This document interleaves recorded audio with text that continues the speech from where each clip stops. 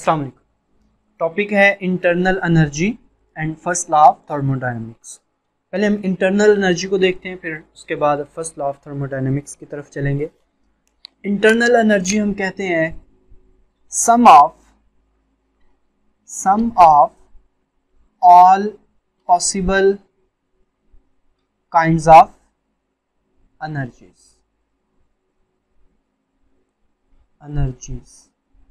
Of the system. अब all kinds of energies कौन सी हो सकती हैं कि हम उनको सम करें तो वो टोटल एनर्जी होती है। पहली बात, हम इंटरनल एनर्जी को कैपिटल ई से डिनोट करते हैं। अब ये जो काइंड्स ऑफ एनर्जीज हैं इसमें हम देखें तो हमारे पास आती हैं कि आपको पता है कि गैस, फॉर एग्जांपल हम एक सिस्टम लेते हैं गैस, तो गैस के मॉलिक्यूल्स मोशन करते हैं, तो इसका मतलब है उसमें काइनेटिक एनर्जी होगी। अगर हम एक सिस्टम ले लें, ये हमारे पास सिस्टम है, इसमें कोई भी गैस फील्ड है, तो इसमें मॉलिक्यूल्स की मोशन होगी तो उसमें काइनेटिक एनर्जी। इसके अलावा इसमें इंटरमॉलिक्यूलर फोर्सेस होंगी, बॉन्ड्स बने हुए हैं, मॉलिक्यूल्स हैं, बॉन्ड्स होंगे या इंटरमॉलिक्यूलर फोर्सेस होंगी। तो ये जो बॉन्ड्स या ये जो जितनी भी अट्रैक्शंस हैं या आप कह लें कि वैन डर वाल्स फोर्सेस हैं, ये होती है पोटेंशियल एनर्जी। और इसके अलावा जितनी भी एनर्जीज होंगी उनका सम जब हम करेंगे उसको हम बोल देंगे कि ये हमारी इंटरनल एनर्जी है। इंटरनल एनर्जी स्टेट फंक्शन है। इससे लास्ट लेक्चर में हमने पढ़ लिया था कि स्टेट फंक्शन क्या होता है। लेकिन याद रखना है कि हम इंटरनल एनर्जी को फाइंड नहीं कर सकते।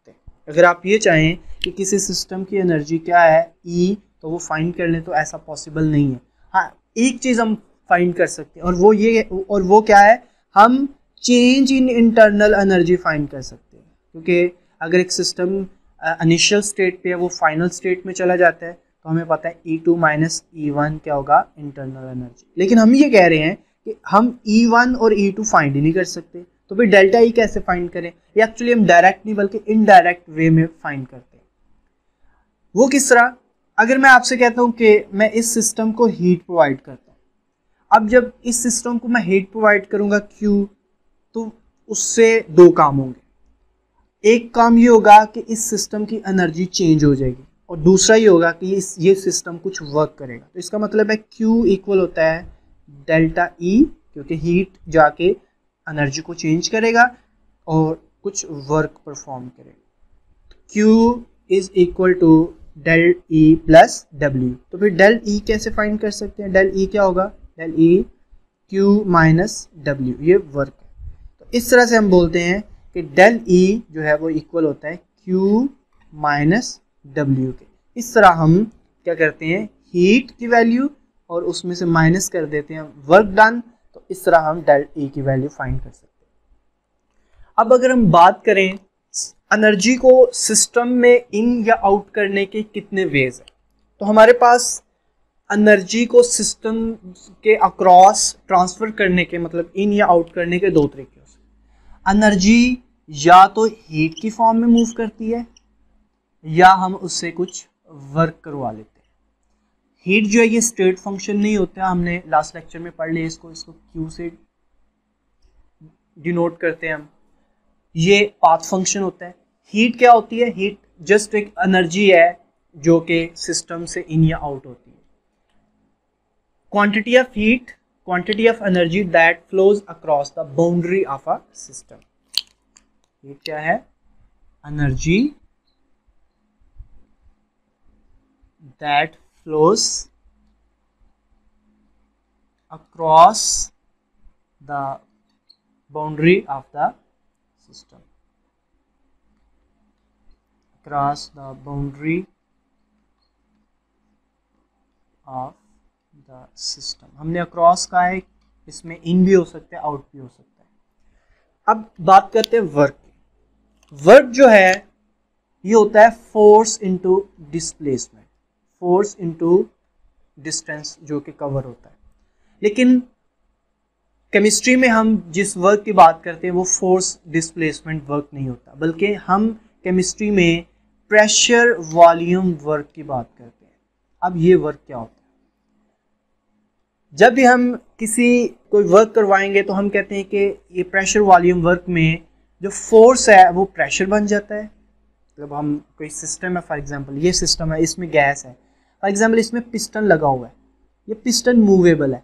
हम क्या करेंगे, हम इस पिस्टन को मूव करेंगे, हम प्रेशर को इंक्रीज कर रहे हैं, प्रेशर को इंक्रीज कर रहे हैं, तो इसमें आपने देखा कि कुछ डिस्टेंस ट्रैवल किया है इसमें, ठीक हो गया। तो हम कहते हैं कि ये हमने प्रेशर मतलब फोर्स लगाई जो कि प्रेशर बन गई, और उसके साथ कुछ वो डिस्टेंस ट्रैवल करता है जो कि डेल्टा वी होता है, volume.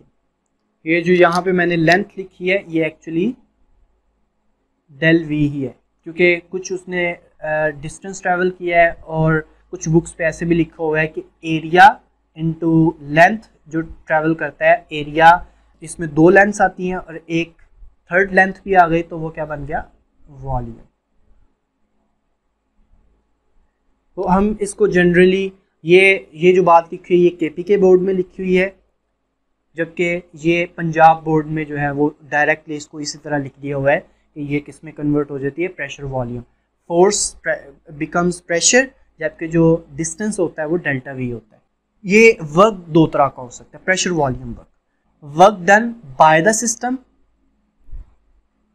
Work done by the system negative होता है, जबकि work done on the system positive होगा। इसी तरह यहाँ पे एक और बात आप देख लें कि जैसे हमने हीट में कहा था, अगर हीट रिलीज होती है, हीट रिलीज हो सिस्टम से बाहर चली जाए, तो हम बोलते हैं कि वो नेगेटिव साइन आता है उसके साथ। ये साइंस की बात हो रही है इसलिए मैंने यहाँ पे बता दिया आपको।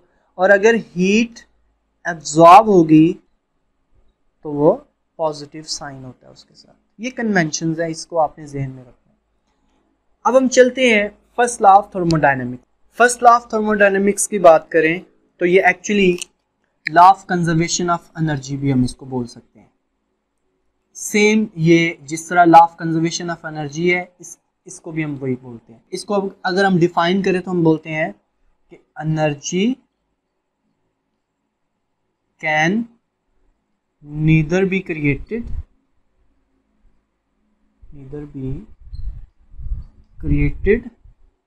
nor be destroyed, but it can be transformed from one state to another state, one form to another form।